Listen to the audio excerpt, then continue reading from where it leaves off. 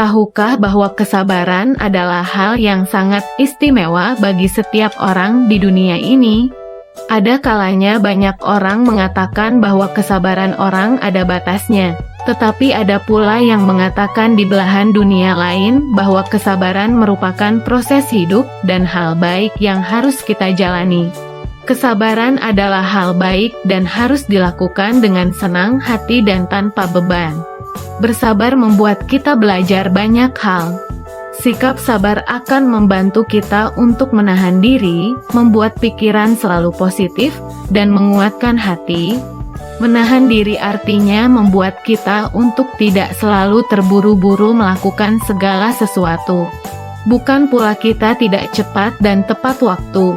Tetapi kesabaran akan membuat kita untuk lebih berhati-hati dan tidak ambisius untuk menggapai sesuatu. Dari sabar, akan muncul pikiran-pikiran positif yang justru akan membuat diri kita menjadi semakin baik. Dari pikiran positif tersebut, sudah barang pasti akan membuat atmosfer di sekitar kita akan mengikuti pula. Ibaratnya, sabar menjadi magnet kuat untuk menarik aura positif yang menuju ke diri kita sehingga apa yang kita tampilkan dan sampaikan ke sekitar melalui energi positif juga akan menjadi baik.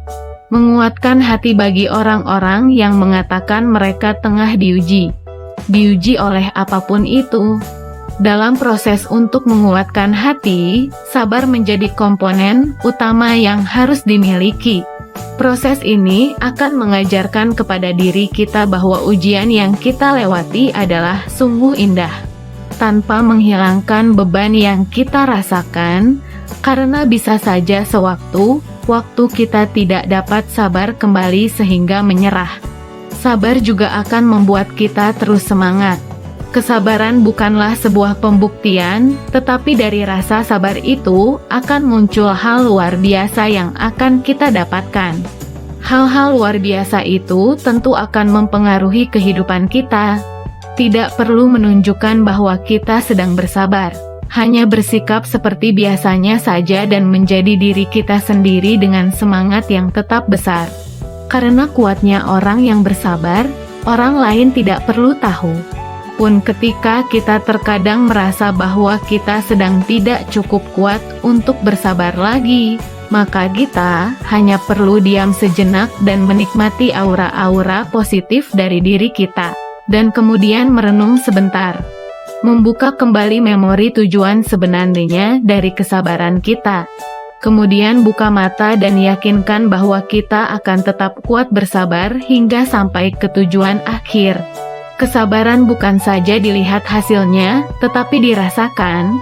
Akan tiba saatnya ketika kesabaran memenangkan dirinya, maka perasaan itu akan mengerti bahwa dia telah berjuang dan tetap semangat untuk tetap menjaga hatinya, dan menjaga kesabarannya. Maka orang lain pasti akan mampu melihat betapa besar kesabaran itu tanpa kita perlu mengatakannya, tanpa perlu kita menunjukkannya secara langsung. Karena kesabaran itu bersifat tulus, tidak perlu dibuat-buat.